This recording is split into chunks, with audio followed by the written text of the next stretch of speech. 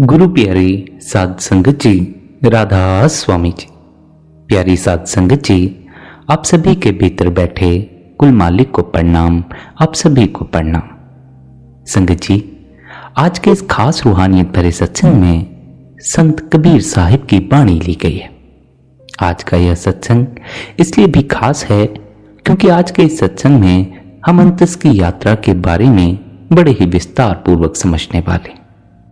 अंतस की इस यात्रा के बारे में, रूहानियत के इस रास्ते के बारे में अगर केवल सुनना ही हो तो सुनने से पहुंचना बड़ा ही आसान लगता है, पर यदि कोई जीव अंतस की इस यात्रा पर सच में चलना शुरू कर दे तब उसके लिए अपनी मंजिल पर पहुंचना, भाव, अपने स्वयं की पहचान करना बड़ा ही ज्यादा मुश्किल हो जाता। बहुत बार तो ऐसा होता है कि जीव अपने गुरु द्वारा दिए अभ्यास को छोड़कर अपने संसारी कर्तव्यों में ही लीन हो जाता। क्यों? क्योंकि उसे अभ्यास करके अपने अंतस में कुछ भी प्राप्त नहीं होता। इसमें कसूर गुरु का नहीं होता, कसूर शिष्य का होता। आमतौर पर हम सभी उस मालिक से मिलाप करना चाहते हैं और उनसे मिलाप का रास्ता ढूंढते ढूंढते जब हम किसी पूर्ण गुरु की शरण में पहुंचते हैं तो वहां पूर्ण गुरु हमें अपने ही भीतर उतरने का अभ्यास दे देते। बहुत से गुरु इस सृष्टि में हुए हैं। सभी गुरुओं ने अपने ही भीतर उतरने का अपना अपना ढंग बताया हुआ है। इस दुनिया में केवल एक ही ढंग नहीं है जिसके जरिए हम अपनी आत्मा की पहचान कर सकते हैं। संतों ने अनेकों रास्ते खोजे, जिसे जो रास्ता प्रीतिकर लगता हो उस रास्ते पर चलकर अपनी आत्मा का अनुभव कर सकता। सुनने में तो यह विषय बड़ा ही साधारण सा लगता है, पर यदि हमें सच में अपनी आत्मा की पहचान करनी हो तो इससे कठिन कार्य और कोई भी नहीं है। आप खुद देखें, हमने कितने जन्म सृष्टि में बर्बाद कर दिए। यह मनुष्य का जामा हमें बार बार मिलता रहा और बार बार हम इस जामे को यूं ही बर्बाद करते रहे। क्यों? क्योंकि अपने भीतर की यात्रा इतनी आसान नहीं है। यहां तो अनेकों जन्म व्यर्थ चले जाते हैं। इसलिए हमें उस कुल मालिक, उस परमात्मा के आगे बार बार यह प्रार्थना करनी चाहिए, हे मालिक, हमने पहले भी बहुत से जन्म यूं ही बर्बाद कर दिए। तेरा तो कोई पता न चला, अपनी आत्मा की तो कोई पहचान ना हो सकी, पर इस दुनिया के स्वादों के आशिक बनते चले गए। आज हालत ऐसी है, इस दुनिया के बिना हमारा दिल ही नहीं लगता। इस दुनिया के लोगों, इस दुनिया के पदार्थों के बिना हमें कुछ भी अच्छा ही नहीं लगता। बार बार हमारा ख्याल दुनिया की ओर ही जाता।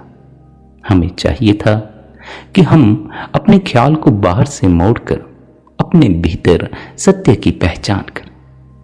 सत्य की इस यात्रा के लिए हर जीव को तैयार रहना चाहिए, क्योंकि यही हमारी असल यात्रा। यह तो ठीक है कि हमें मनुष्य का जामा मिलता है और इस जामे के कुछ कर्तव्य हैं। अपने परिवार को पालना, रहने के लिए घर बनाना, इसे भूखा मरने से बचाना। लेकिन फिर भी यही हमारे असली कर्तव्य नहीं है।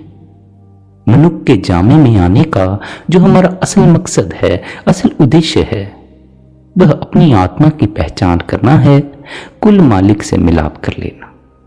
यहां हर सत्संगी को यह बात पल्ले बांध लेनी चाहिए, भले ही परमात्मा हर तरफ मौजूद है, लेकिन फिर भी यदि उसका अनुभव अपने ही अंतस में ना प्राप्त हो तो बाहर भी उसका अनुभव प्राप्त नहीं होता। अगर उस कुल मालिक का दर्शन अपने ही अंतस में ना किया जा सके तो बाहर उसके कितने ही रूप प्रकट होते रहें, उनमें परमात्मा की झलक भी नहीं मिलती। हम सब ने बार बार सुना है, हजार बार संत महात्मा हमें यही फरमाते रहे हैं, इस दुनिया में जितने भी जीव पैदा होते हैं, कण कण में वह परमात्मा बसता है। उस परमात्मा के सिवाय इस सृष्टि में और कोई भी मौजूद नहीं। पर हम सब ने अपने अपने अहंकार को पकड़ रखा है और इस अहंकार के कारण हम उस कुल मालिक, उस परमात्मा को तो भूले ही बैठे। हमें कहां अपने पड़ोसी में परमात्मा नजर आता। हमें कहाँ अपने रिश्तेदारों में परमात्मा नजर आता। हमें तो अपने बच्चों में भी परमात्मा नजर नहीं आता। हम तो सिर्फ अपने आप को ही इस काबिल समझते हैं कि केवल हमारा ही मालिक के साथ सच्चा संबंध है, बाकी सारी दुनिया का झूठा संबंध। यह भी तो अहंकार की ही निशानी। ना केवल अहंकार, अहंकार के साथ साथ काम, क्रोध, लोभ और मोह ने भी हमें इस दुनिया के ही बंदे बनाया है और हमें अपने ही भीतर बैठे कुल मालिक उस परमात्मा से दूर कर दिया। बहुत से जीवों को तो बाहरी दुनिया ही अपने भीतर उतरने नहीं देती, भीतर देखने नहीं देती। अगर कुछ हिम्मत करके अपने भीतर देखना शुरू करते हैं तो उनके भीतर बसे ये विकार उसे अपने भीतर उतरने नहीं देते। अगर आप अपने मन को देखना शुरू कर दें तो आप अपने भीतर उतरना ही नहीं चाहेंगे, क्योंकि मन तो कूड़ से भरा हुआ। आज के इस सत्संग में हम हर उस रुकावट के बारे में बड़े ही विस्तार पूर्वक समझने वाले हैं जो एक सत्संगी को ध्यान के समय, भजन बंदगी के समय अनुभव होती। अगर हम इन रुकावटों से पार हो जाएं, तब कहीं जाकर हम अपने ही भीतर मीठी नाम धुन को सुन सकते हैं, साथ ही उस नाम धुन से अपने ख्याल को जोड़कर अपने असल धाम सचखंड में प्रवेश कर सकते हैं, जहां हमारा सच्चा पिता, वह कुल मालिक, वह परमात्मा निवास करता। यह दुनिया हमारा असल घर नहीं, हमारा असल घर सचखंड है। पर क्योंकि हम लोभी लोग हैं, मोही लोग हैं, हमें यह दुनिया प्रीतिकर लगती। इस दुनिया के लोभ के मारे, इस दुनिया के पदार्थों को इकट्ठा करने के मारे हम इतने बेसब्र हो गए हैं, इतने बेअक्ल हो गए हैं कि सत्य को ही भूले बैठे। अब हमारे भीतर जरा भी संतोष नहीं, बस जल्दबाजी है। सब कुछ जल्दी जल्दी हासिल कर लेना चाहते, संसार में भी जल्दबाजी करना चाहते हैं और रूहानियत में भी जल्दबाजी करना चाहते। लेकिन जल्दबाजी से ना तो संसार में कुछ हासिल होता है, ना रूहानियत में कुछ हासिल होता।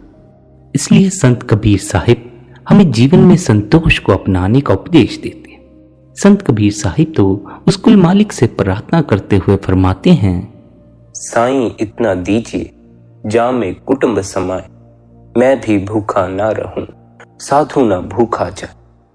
आप उस कुल मालिक, उस वाहे गुरु, उस परमात्मा से प्रार्थना करते हुए कहते हैं, हे परमात्मा, मुझे अधिक धन संपत्ति नहीं चाहिए, मुझे केवल इतना ही दीजिए जितने में मेरे परिवार का अच्छी तरह से पेट भर जाए, जिसमें मैं भी भूखा ना रहूं और जो भी मेरे दर पर आए, कोई अतिथि आए, कोई मांगने वाला आए, कोई साधु आए, कोई भी भूखा ना जाए, सभी का पेट भर सकूं।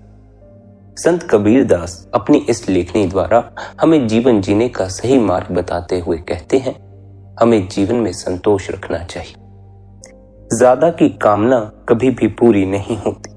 ज्यादा की कामना तो एक मृग तृष्णा के समान है। ज्यादा की इस कामना के चलते ही जहां देखो वहां एक दूसरे से आगे निकलने, अधिक संपत्ति अर्जित करने की होड़ लगी हुई है।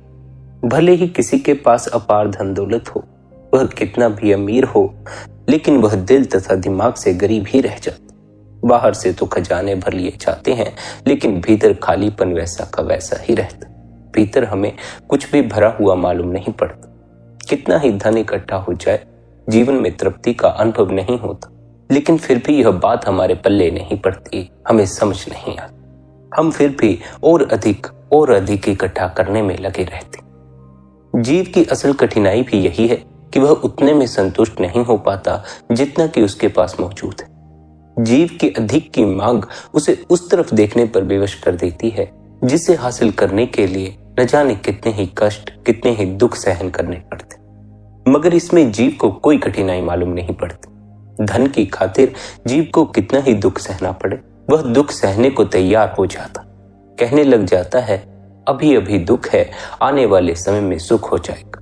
अभी कष्ट सह लेते हैं, अभी रातों की नींद हराम कर लेते हैं, बाद में आराम से सोएंगे, बाद में सुख की सांस लेंगे। पर अगर जीव को परमात्मा की खोज में कुछ दुखों का, कुछ कष्टों का सामना करना पड़ जाए, तब जीव हार मानकर बैठ जाता।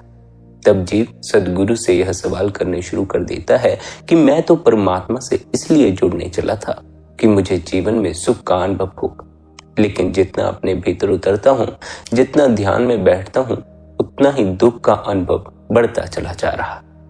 जो जीव भजन बंदगी करते हैं या ध्यान में बैठते हैं, वे सदा इस बात को स्मरण रखें, जब भी आप भीतर उतरने की कोई साधना करते हैं तो भीतर उतरने पर सबसे पहले आप जिसके रूबरू होंगे, मन के रूबरू होंगे। जब तक जीव अपने भीतर ध्यान देना शुरू नहीं करता, उसे मन के होने का भी पता नहीं होता। जब तक आपको मन के होने का पता नहीं, मन में कितना दुख भरा पड़ा है, उस दुख का भी आपको कभी पता नहीं चलेगा। जैसे जैसे साधना द्वारा हमारा ध्यान भीतर की तरफ मुड़ना शुरू होता है, हम भीतर के प्रति जागते हैं, हमें मन की खबर लगती है, हम मन के प्रति सबसे पहले जागते। मन के प्रति वह जागरण हमें इस बात की खबर देता है कि मन तो बड़े ही ज्यादा दुख से भरा पड़ा, इतने दुख से भरा पड़ा है, इतने विषाद से भरा पड़ा है कि हम अपने को उस अवस्था में ठहरा नहीं पाते। हम मन के प्रभाव में आकर कष्ट का अनुभव करना शुरू कर देते। फिर हमें भजन बंदगी या ध्यान से अपने आप को उठाना पड़ता।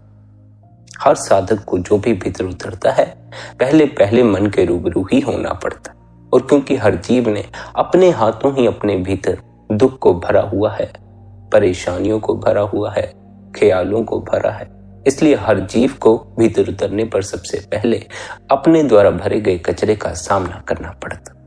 निरंतर भीतर ध्यान टिकाने से धीरे धीरे भीतर जो विचार दबे पड़े हैं, वे उघड़ उघड़ कर बाहर निकलने शुरू हो जाते।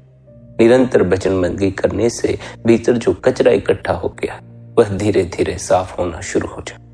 पर यह होने में समय लग जाता है, इसलिए सबसे आवश्यक बात यही है कि आप जीवन में सब्र करना सीखें। सब्र और संतोष, अगर ये दोनों चीजें आप जीवन में कर लेते हैं, आपका जीवन आनंद की तरफ और शांति की तरफ बहना शुरू हो जाएगा। खासकर आंतरिक मार्ग पर तो सब्र की सबसे ज्यादा आवश्यकता। जीव तो यह चाहता है, आज नामदान मिला, भजन बंदगी की युक्ति मिली, आज ही वह मन से ऊपर उठ जाए। आज ही मन से ऊपर उठ जाने के यह ख्याल जीव को सिवाय निराश होने के और किसी तरफ नहीं ले जाता।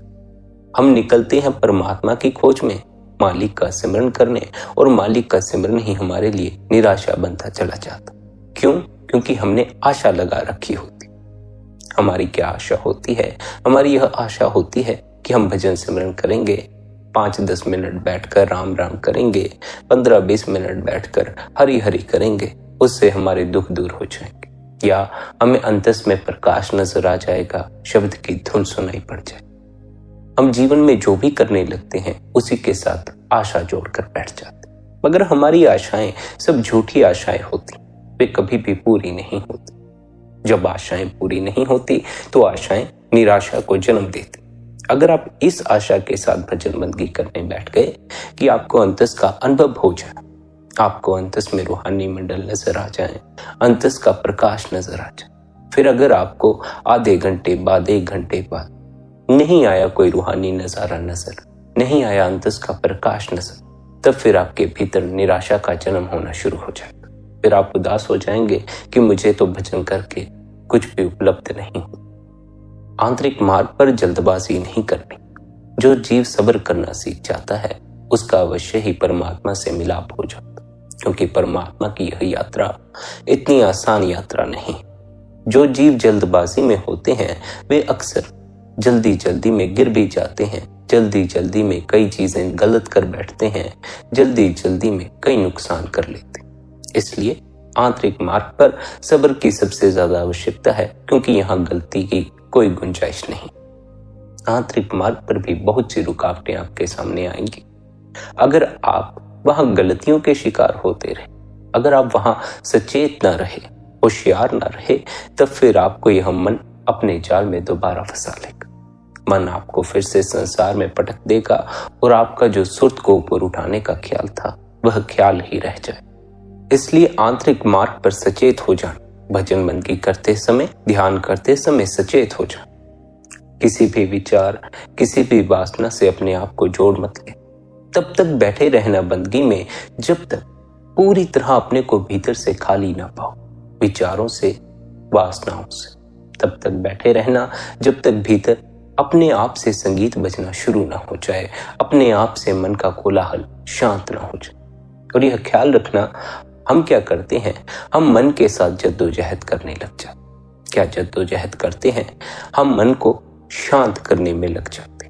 मन को शांत करने में लग जाओगे तो नाहक अपनी जीवन शक्ति व्यय कर दोगे। स्मरण रखना, मन को शांत करने में लगो या मन को अशांत करने में लगो। अगर मन के साथ किसी भी तरह की छेड़खानी करोगे तो मन को ताकत मिल जाएगी। जरा सी ताकत भी मन को मिल गई तो मन अनेकों ही विचार आपके भीतर खड़े कर। हम तो सारा दिन इस मन को ताकत देते रहते हैं, जिस कारण सारा दिन हमारे भीतर विचार ही विचार घूमते रहते, ख्याल ही ख्याल घूमते रहते हैं और इन्हीं में खोए खोए लोग अपना पूरा जीवन बिता देते। दफ्तर जा रहे हैं, भीतर ख्यालों में खोए हुए। मंदिर जा रहे हैं, भीतर ख्यालों में खोए हुए हैं।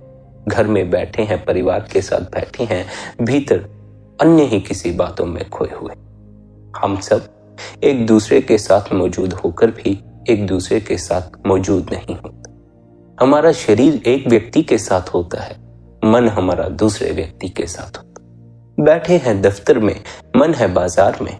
बैठे हैं घर में, मन है सिनेमा। हम जहां हैं, हमारा मन वहां मौजूद नहीं। इसी को भटकना कहा जाता।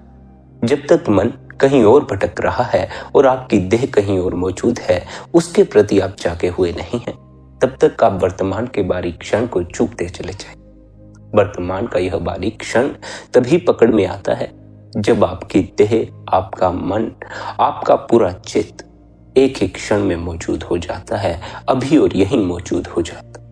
ऐसा नहीं कि मन कहीं और घूम रहा है, आप कहीं और घूम रहे हैं। जब सब कुछ एक लय में आ जाता, एक ही क्षण में ठहर जाता है, तब आपके लिए वर्तमान का वह बारीक द्वार खुल जाता है जिसे पार करके मालिक का देश आता है, हमारा असल घर सचखंड आता। उस मालिक के देश जो पहुंचे, जिन्होंने उससे मिलाप कर लिया, उन्हीं के जीवन में सच्चा आनंद उतरा है, वही आनंदित हो सके हैं और उनके आभा मंडल में आकर न जाने कितने लोग आनंदित हुए। जब कोई जीव अपने भीतर बैठे परमात्मा से मिलाप करके प्रकाशित हो जाता, तब उसके आभा मंडल में आए हजारों लोग ही प्रकाशित हो जाते। संत एक ऐसा दिया है जो हजारों दिए जला जाता, मगर यह स्मरण रखें, दिया जलता उन्हीं का है जो सदगुरु पर दिए को जलाने का जिम्मा नहीं छोड़ता, जो सदगुरु के उपदेश को ध्यान पूर्वक सुनते हैं, समझते हैं और उस पर चलते। सदगुरु का असल उपदेश क्या? सदगुरु का असल उपदेश यह है कि यह जीव तेरे भीतर बिन बाती और बिन तेल का दिया जग रहा। दिया जगे अगम का, बिन बाती बिन तेल। उस दिए को ना तो तेल की जरूरत पड़ती है, ना बत्ती की जरूरत पड़ती। बाहर के दिए जो हम जगाते हैं, वे या तो तेल खत्म हो जाने पर बुझ जाते हैं या बत्ती के खत्म हो जाने पर बुझ जाते। लेकिन एक भीतर का दिया है, उस दिए को न बत्ती की जरूरत है, न तेल की जरूरत है, लेकिन फिर भी उस दिए का प्रकाश हर पल हर समय रोशनी बिखेरता रहता। उस दिए तक पहुंचना है, उस दिए के प्रकाश में अपने आप को लीन कर दे। ऐसा मत समझ लेना कि भीतर कोई दिया नजर आएगा। दिया तो केवल भीतर छिपे प्रकाश का संकेत पर है। असल खोज तो भीतर के प्रकाश की है, उस प्रकाश की है जिस प्रकाश की मौजूदगी हमारे भीतर के अंधकार को मिटा देती, जिसकी मौजूदगी मन की वासनाओं को धुंधला कर देती। उस आंतरिक प्रकाश में से ही दिव्य धुन भी निकल रही है। जब हम उस प्रकाश में ध्यान टिकाते हैं, तब उस प्रकाश में ध्यान टिकाते टिकाते ही हम धुन से जुड़ जाते। कई बार कुछ जीवों को पहले धुन सुनाई पड़ती है, उन्हें प्रकाश बाद में दिखाई पड़ता। वे धुन में अपना ध्यान टिकाते हैं और धुन में ध्यान टिकाते टिकाते ही वे प्रकाश से भी जुड़ जाते। इसलिए अगर धुन सुनाई पड़ना शुरू हो जाए और प्रकाश न दिखाई दे तो निराश मत हो जाना। यह भी एक पड़ाव है, इस पड़ाव से भी आगे चले जाना। अगर धुन ही सुनाई पड़ रही है, प्रकाश नजर नहीं आ रहा, फिर ध्यान धुन में टिका लेना।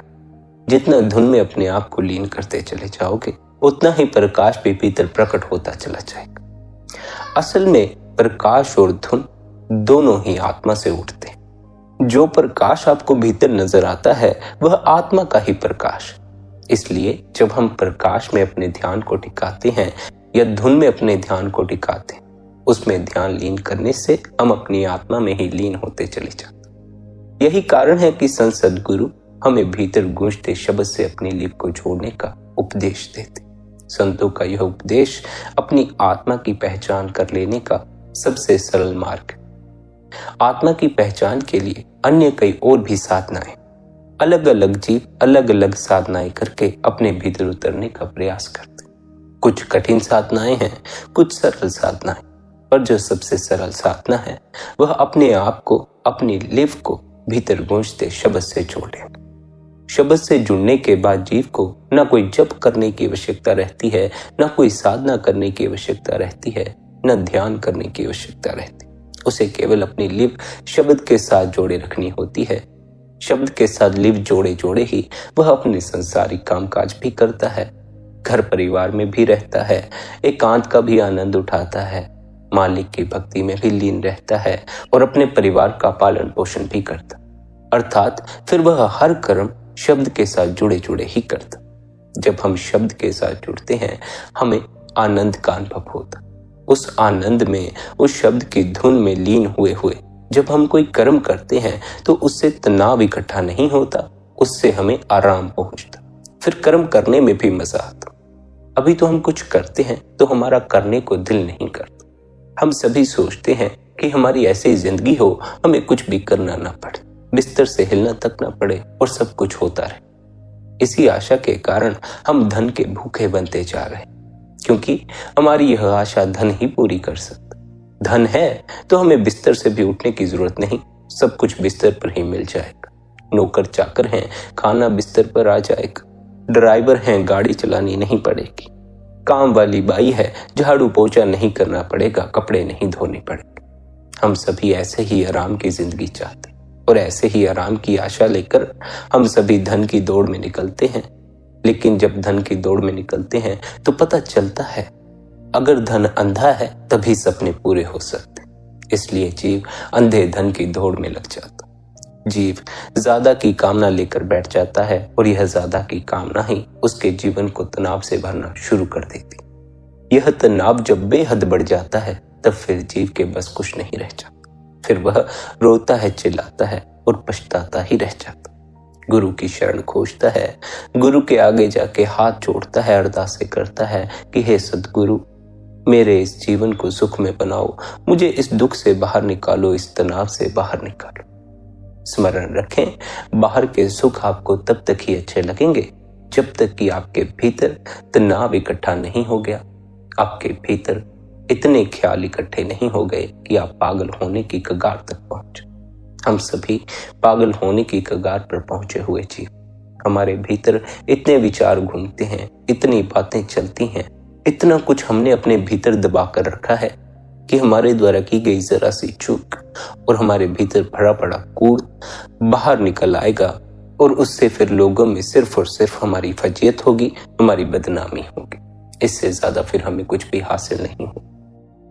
अगर दूसरों को हमारे मन का हाल पता लग जाए तो हमारी दूसरों के सामने कोई इज्जत नहीं रह जाएगी।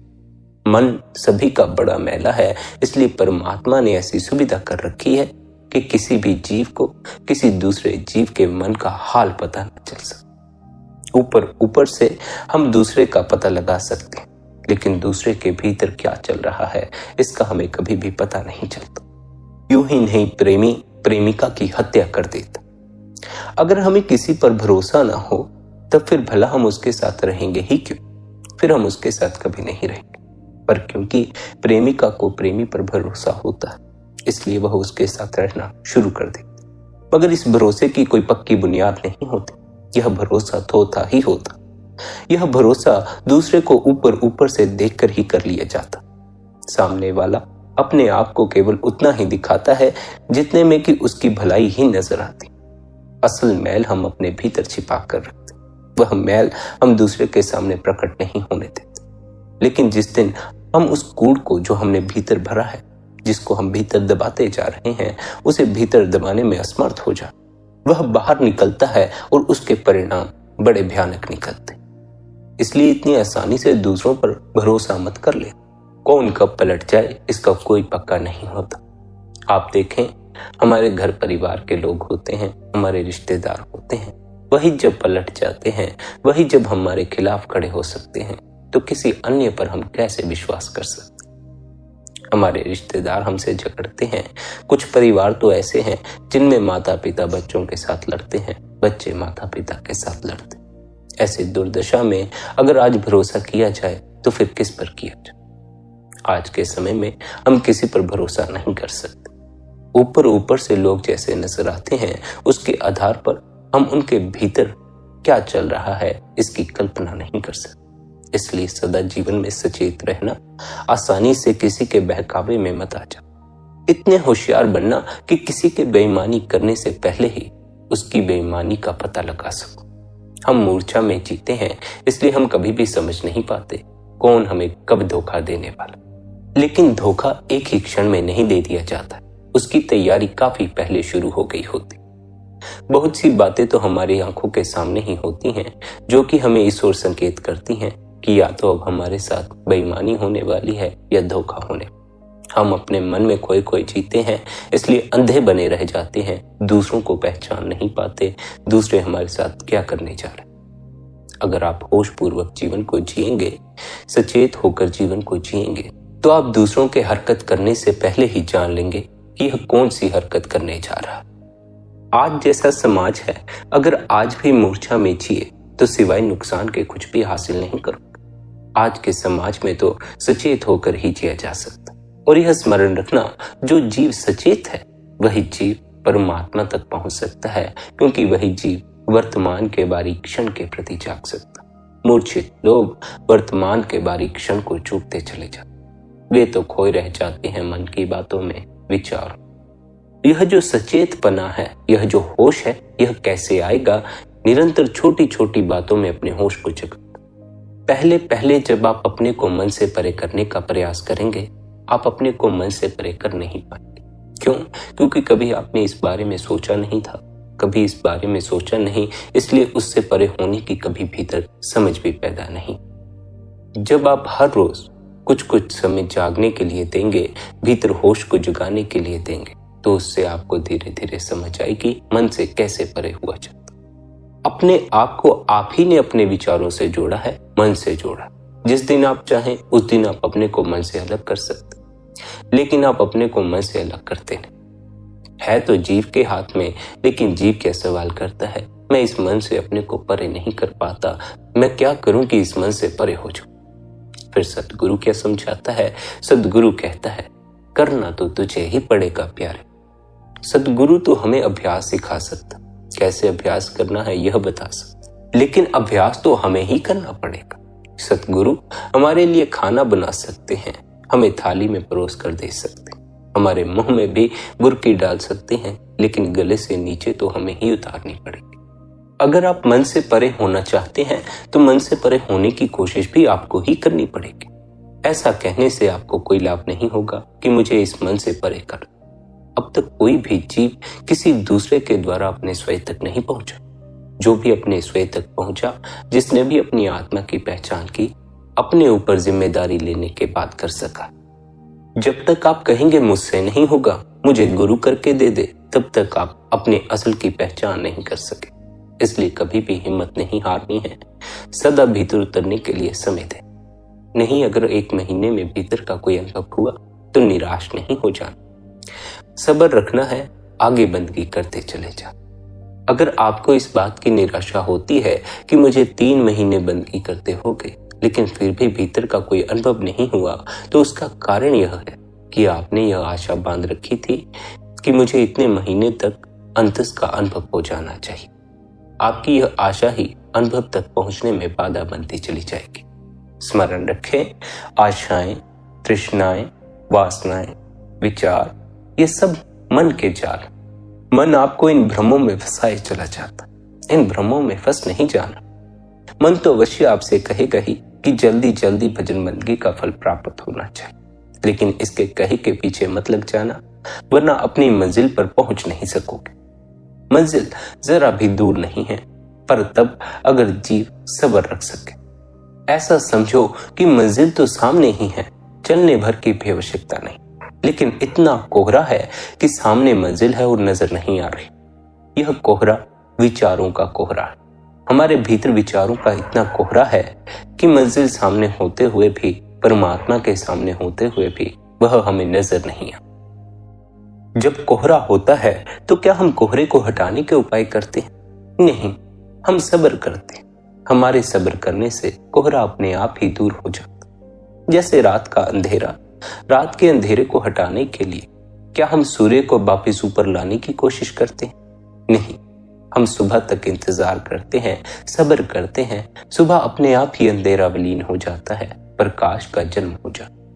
ऐसे ही हमारे भीतर विचारों का कोहरा उठता है, मन का अंधकार उठता है। जब हम उस अंधकार में, उस कोहरे में शांत होकर बैठे रहते हैं, सब्र रखते हैं, उसके हटने का इंतजार करते हैं, तो एक घड़ी आती है जब सारा अंधेरा दूर हो जाता है और प्रकाश की झलक मिल जाती। अगर आपको अंतस में बैठे उस परमात्मा की जरा सी भी झलक मिल जाए, तब फिर आपको उस परमात्मा के आगे समर्पण करने में जरा भी देर नहीं लगे। जब तक हमें परमात्मा का दर्शन नहीं हुआ, तब तक हम समर्पण करने से हिचकिचाते रहते। बहुत बार ऐसा सोचते हैं कि समर्पण कर देंगे तो कहीं हमारा नुकसान ना हो जाए। ऐसा ना हो कि हम अपने पूरे जीवन को मालिक पर छोड़ दें और हमारा पूरा जीवन ही उपद्रव से भर जाए, हमारा पूरा जीवन गलत दिशा की तरफ चला जाए। ऐसे ख्याल जीव को तब तक ही आते हैं जब तक उसने मालिक का दीदार नहीं किया, मालिक का दर्शन नहीं किया। मालिक की जरा सी झलक आपके पूरे जीवन को बदल देगी, आपकी पूरी विचारधारा को बदल देगी, आपके पूरे मन को बदल देगी।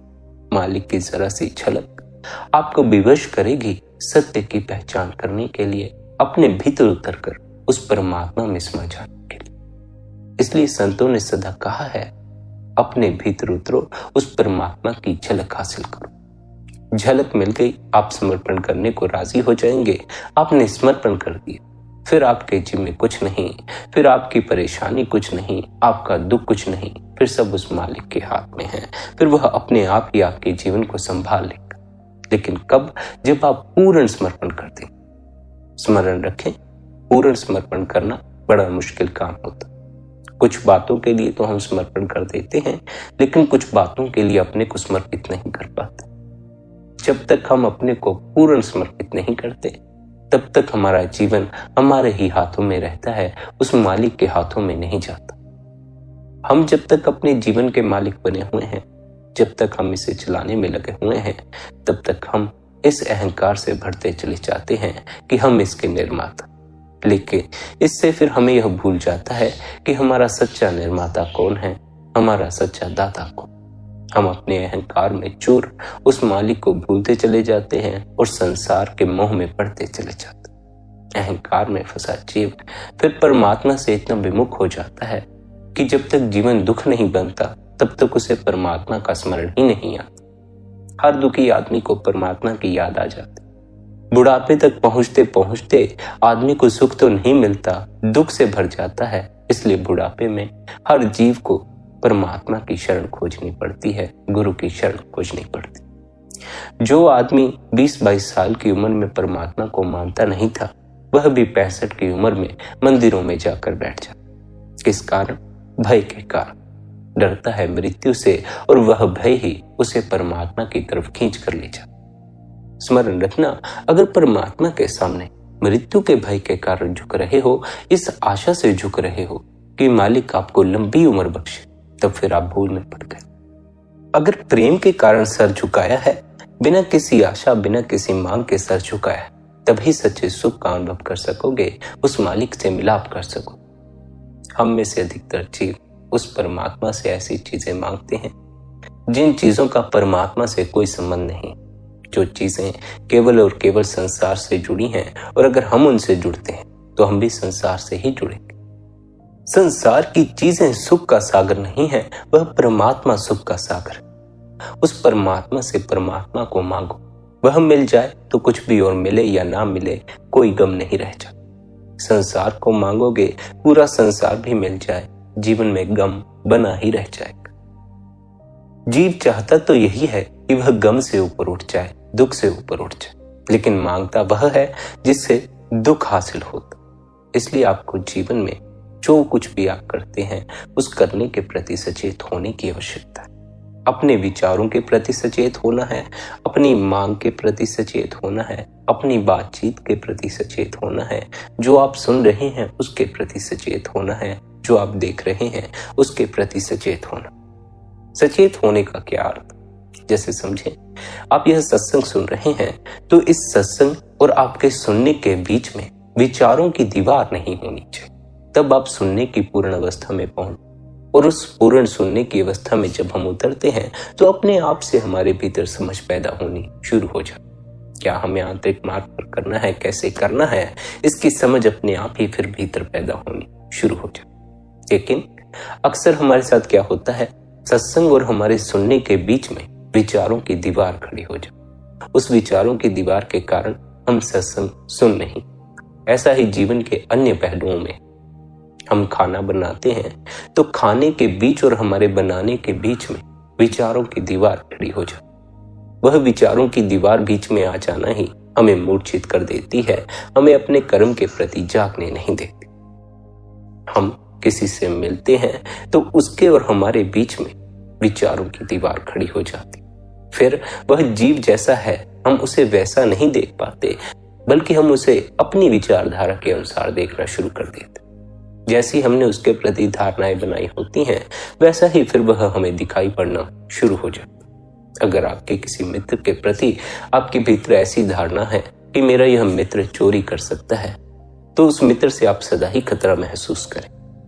अगर किसी के प्रति आपने ऐसी धारणा बना रखी है कि वह पापी है, तो कल अगर वह भला हो भी जाएगा, आपकी वह धारणा उसे पापी से ऊपर नहीं उठने देगी, आपकी वह धारणा उसे भला मानने को राजी नहीं होगी। हम अक्सर अपनी मान्यताओं के अनुसार दूसरे के बारे में कल्पना कर लेते। हम जैसा समझते हैं कि दूसरा ऐसा होगा, वैसा उसके बारे में सोच लेते हैं। यही हमारी गलती है, हमें ऐसा नहीं करना चाहिए। जब हमारे भीतर ऐसा कोई ख्याल उठे कि दूसरा बेईमान है या दूसरा चोर है, तब हमें अपने इन ख्यालों के प्रति सचेत हो जाना चाहिए। क्यों सचेत हो जाना चाहिए? इसलिए सचेत हो जाना चाहिए कि एक तो हमारा दूसरों के साथ संबंध होता है, बोलचाल होती है, मित्रता होती है। दूसरी तरफ हम उनके बारे में गलत सोचते रहते। यह कैसी मित्रता जहां ऊपर ऊपर से प्यार दिखाया जाता है और भीतर हम दूसरे के प्रति नफरतें पाले बैठे। यह कैसा परिवार जहां ऊपर ऊपर से प्रेम दिखाया जाता है और भीतर एक दूसरे के साथ झगड़े के ख्याल बने हुए। जब तक आप विचारों में उलझ रहे हैं तब तक आप अपने हाथों ही अपने जीवन में दुख निर्मित करते हैं। जब तक आप किसी से मिल रहे हैं और उससे मिलने पर आपके और उसके बीच में विचारों की दीवार खड़ी हो जाती, तब फिर आपका और उसका संबंध सच्चा संबंध नहीं हो पाएगा, प्रेम का संबंध नहीं हो पाएगा। विचारों की इस दीवार को गिरा देना। आप सूरज को देखते हैं तो सूर्य के संबंध में इतना भी विचार ना हो कि यह सूर्य है। इतने भी विचार को गिरा देना है, इतने भी विचार को पकड़ना नहीं। अपने आप को हर विचार से खाली करके बस देखने वाले हो जाना। सूर्य के संबंध में कुछ सोचना नहीं, बस सूर्य को देखने वाले, उसे अपने भीतर महसूस करने वाले, उसे अनुभव करने वाले हो जाओ। आप किसी पेड़ को देखते हैं तो पेड़ के संबंध में सोचना नहीं। आप जब पेड़ को देखेंगे तो स्वाभाविक ही उस देखने में भीतर विचारों की दीवार खड़ी हो जाए। विचार आपसे कहना शुरू कर देंगे, यह पेड़ है, पेड़ का यह रंग है, पत्तों का यह रंग है, यह इस फल का पेड़ है, या यह इतना ऊंचा पेड़ है, इतना छोटा पेड़। कई तरह के विचार भीतर खड़े होंगे, लेकिन आपने किसी भी विचार से जुड़ना नहीं, किसी भी विचार को पकड़ना नहीं। विचारों की दीवार को गिरा देना है, विचारों को हट जाने देना है और पेड़ को केवल देखने वाले हो जाना। इतना भी विचार आपके भीतर न रह जाए कि यह पेड़ है। उसी निर्विचार अवस्था में आपको अपने स्वयं का अनुभव होता है, आपके भीतर हो रहे शून्य के संगीत का अनुभव होता है। यह बात सदा स्मरण रखें, हम सभी के भीतर शून्य का संगीत हो रहा है। शब्द गूंज रहा है, नाम गूंज रहा है। हमें अगर उस शब्द से जुड़ना है तो हमें मन के शोर से परे जाने की आवश्यकता। जब आप भीतर उतरकर उस शब्द को सुनने निकलेंगे तो पहले पहले आपको मन की बातें सुनाई पड़े। जब तक ये मन की बातें सुनाई पड़ रही हैं, आपके भीतर शांति का जन्म नहीं होगा। जब तक भीतर शांति पैदा नहीं होगी, तब तक आपको भीतर हो रहा वह शब्द सुनाई नहीं पड़ेगा। इसलिए मन से परे होना है। मन से परे होने के लिए निरंतर अपने आप को अपने विचारों के प्रति जगाना है, कर्म के प्रति जगाना है। इस बात का ख्याल रखना है कि आपके और कर्म के बीच दीवारों की दीवार खड़ी ना हो गई। अगर आप कुछ कर रहे हैं, कुछ करते करते आपको लगे विचार भीतर आकर खड़े हो गए, तो आप उन विचारों की तरफ ध्यान देना बंद करें और अपने कर्म की तरफ ध्यान देना शुरू करें। हम मन की तरफ ध्यान देते हैं, कर्म से ध्यान हट जाता है, फिर कर्म में चूक हो जाती। जैसे समझे कोई प्याज काट रहा है, जब तक वह काटने में ध्यान देगा तब तक सब सही से हो जाएगा। अगर वह मन में खो जाता है तो उसकी उंगली कटने का भी खतरा बढ़ जाता। और बहुत बार तो ऐसा ही होता है कि जो जीव विचारों में उलझ जाते हैं, उनकी सब्जी काटते काटते उंगली कट जाती, खून निकल आता है, कट लग जाता। जब हमारा कर्म से ध्यान हटकर मन पर चला जाता है तो कर्म बिगड़ना शुरू हो जाता। इसलिए हमें विचारों पर ध्यान न देकर अपने कर्म पर ध्यान देना चाहिए। विचार तो मन की उपज है, इस मन से तो परे जा। मन में ही उलझे रहे तो फिर सत्य की पहचान न कर सकोगे। इसलिए सत्य की पहचान के लिए निरंतर अपने होश को जगाना शुरू करो। छोटे छोटे कर्म के प्रति जागना शुरू करो। आप किसी से मिल रहे हो, उससे मिलो, लेकिन बीच में अपने विचारों को जगह मत दो। विचार अगर किसी के प्रति आप ही जाए तो उन विचारों से जुड़ मत जाना। उन विचारों को आधार बनाकर सामने वाले से बातचीत करने मत लग जा। उन विचारों से अपने तदात्म को अलग ही रखना। सामने वाले को वैसा ही देखना जैसा वह उस घड़ी में आपके सामने मौजूद हो। जो कुछ भी आप जीवन में करें उसे विचारों में खोए खोए नहीं कर। बस अगर आप अपने को विचारों में खोने से बचा लें तब फिर आपको हर कर्म से आनंद प्राप्त होगा। फिर आपको हर बात से आनंद प्राप्त होगा। हर किसी से मिलने पर प्रेम का अनुभव होगा। बस यह मन की दीवार, यह विचारों की दीवार और हमारा पूरा जीवन दुख बन जाता। इसलिए इन विचारों को ताकत ना दें, इस मन को ताकत ना दें। अपने असल होने की पहचान करें, निरंतर भजन सिमरन करें, निरंतर ध्यान में बैठें। इसी विनती के साथ आज के इस सत्संग को यहीं पर विश्राम देते हैं। संगत जी, यदि आज का यह सत्संग आपको अच्छा लगा हो तो आज के इस सत्संग को आप अपने मित्रों और संबंधियों के साथ शेयर भी कर सकते। बाकी आपकी अपनी मौज है। अपना ख्याल रखें, सबके प्रति भीतर भले की कामना रखें। इतने प्रेम और प्यार से आपने सत्संग को सुना, उसके लिए आप सभी का धन्यवाद। राधा स्वामी जी।